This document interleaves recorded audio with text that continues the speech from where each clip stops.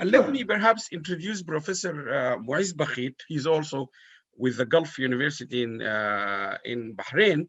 But I think for Professor Moiz, worldwide, he's one of those scientists, whether you call him Arabic or Swedish or Sudanese, whatever it is, he's one of the worldwide scientists been highlighted in worldwide in his scientific contribution in this area. And I think in all Arab channels, I have seen him. I don't think I have seen any other scientist worldwide from the Arab countries is being featured on the news all the time, like almost on a daily basis. You will see him commenting on everything. He is a scientist. He's the head of molecular medicine at the Gulf University. He has published a lot on also, I think he had made scientific contribution to understanding this virus. I think all of our speakers today, you will find their CV, but for Professor Moiz, I think you can look as tremendous or a large number of publications in cell biology, molecular medicine, in lots of areas, not just on the COVID, but in the COVID, his remarks scientifically are there. So if I can maybe introduce you, Professor Moiz, to maybe continue on what Dr. Farzana has said, but also you have contributed worldwide. Do you see others? I'm not want to put you on the spotlight by saying, are there any others? You can not name them, but are you happy with the contribution Arab scientists, not yourself in particular, have contributed to the massive or global collaboration to find a solution, not necessarily the vaccine?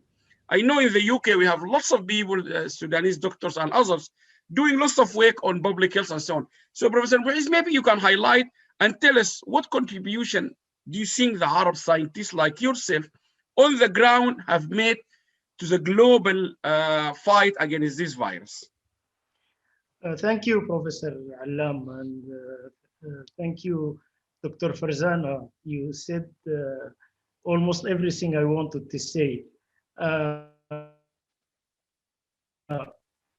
Yes, there are a lot of Arabs who are still contributing to the COVID and to the other research, but outside the Arab world. They are in the Western countries, in the United States, in Europe, in the United Kingdom, and they have been participating even in these vaccines, like some Sudanese doctors on the Oxford AstraZeneca vaccine.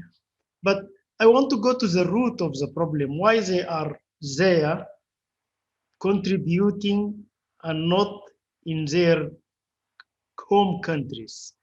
And I can just in a few minutes tell you my experience. When I went from Sudan to Sweden more than 32, 33 years ago, I went as a doctor to be specialized as a clinical neurologist.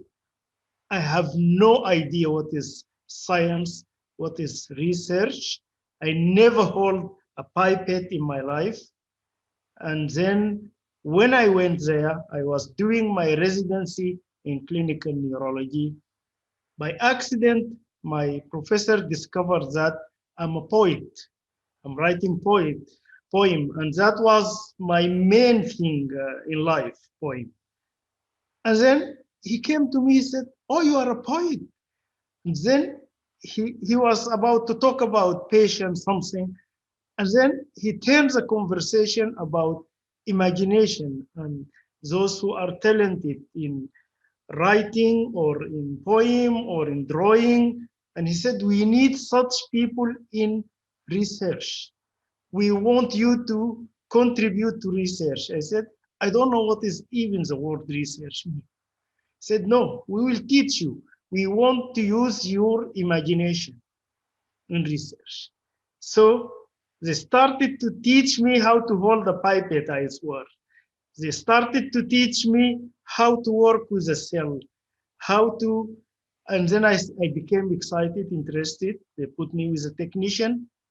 And just to cut it short, as a result of this, I published my first paper in Cell. Can you believe? The highest paper. And then he told me, I told you, you are a poet, you have imagination. And then I made a big discovery by accident. توفيق من الله. Anyhow, then I became much interested in research, learning, publishing, excited. I had patents, and then things became more into innovations. And I was not that time thinking about promotion, but we were publishing, and then I could manage to get my residency and PhD, and to get a lot of funds to support groups. And that was the Karolinska Institute, the house or the home of Nobel Prize in medicine. So from someone who is really naive, they picked him up and they made him a scientist. And then I won the award of the strategic researcher of Sweden. And then I got the Swedish nationality as just as an honor. Okay. And then I got a lot of funds, millions, and established my lab, my students, etc., etc. And I went both into clinic and into research. I tell you, I moved to Bahrain for some reason, first as a sabbatical, but when I came, I wanted to practice also as a clinician and to establish the research in the Arabian Gulf University and the graduate programs, the PhD, which I did. But I remember when I went to the hospital the first time, when they took my CV, my colleagues, the senior doctors, the consultants, we were talking in the coffee room, and then they said, "Oh, you are a researcher, you are a scientist, you are not a clinician." I said, "No, I'm a clinician, I have the board, but you are a scientist." As if I am something very bad. I was so shocked because the lack of culture of science in the Arab world is a problem. Then I remembered in Sweden what happened to me, and then my kids, when they went to nursery and school, the first thing they got in grade 1 was science projects. They learned research methodology.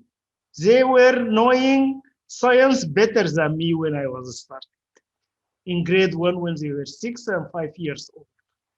So they started by projects. They were teaching them science by projects, not in class. And they go to Cosmonova and see the world and the stars, and they go to the forest and study plants and things and make projects while when they were 6 years old. Okay, things which I came when I was adult, I didn't know even what is research. So the lack of culture, the lack of educating and supporting and funds, and the councils, the research councils to take all these and look at them up. Okay, then one step went that they wanted for promotion to have publications. So my colleagues started to come to me, can you help us with some, or put our names in some papers, so we want to get promotion. Okay, but in Sweden, the idea was not just promotion, because we were interested in innovation. And then the university started to have biomedical research institutes for incubation, companies, startup companies, help you with patents, registering. And then people were thinking about for research, looking into innovation and patience, that research will pay back one day. We lack this patience. We want just to consume and get back results. So there is no budget put for research, because what will come out of research after 10 years, 30 years, one innovation. For example, when I was in Sweden, the Astra company discovered the Lusec for the treatment of the gastric ulcer. And that discovery, Sweden had a little economical crisis. That discovery changed whole Sweden, the whole budget, one discovery of one drug, one innovation by just a single scientist. And then other companies, of course, did Scania, Volvo, IKEA, all were innovations. All were small innovations, startup companies, incubators, helping people, and then publications will come. And that is what Dr. Farzana showed, that companies are publishing. And they are publishing because of these innovations. We lack all this. We lack the culture. We lack the basis for research to teach our kids. And when I started the PhD program and the master programs, the students who come to us from, the Arabian Gulf universities, the GCC universities, so they come from Kuwait, from Oman, from Qatar, from Saudi Arabia, from UAE, all of them, no exception. They don't know the research methodology and the basis of research.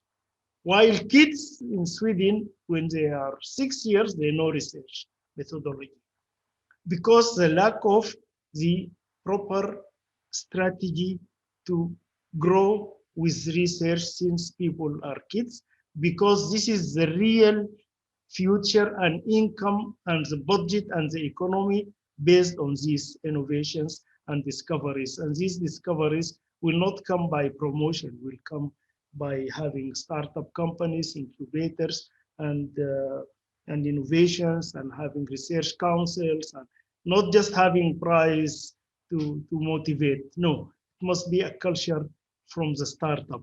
So this is the experience why those I mentioned in the beginning, they are very successful in the West, because when they see that they are capable, they incubate them and they take them up and they help them to grow, as happened to me with professors. I don't know, just he discovered a poet and he thinks that is a good basis to be a good scientist.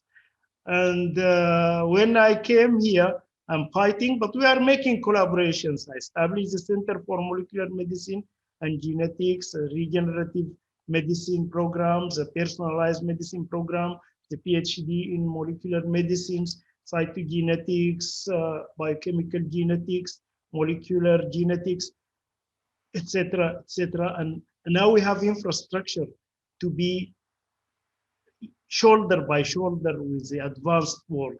But we need money, we need funds, we need research councils, we need infrastructures, so that if I will be successful in the West, I can be very successful here, and to make research culture. I think that's what I wanted to say. Thank you very much, Professor Moiz, and you are an excellent example of Arabic science.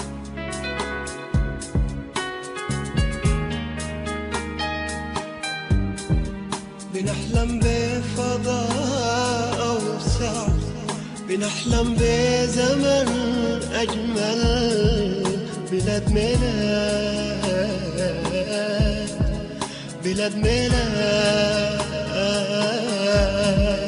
بنحلم بفضاء أوسع، بنحلم بزمن أجمل، بلاد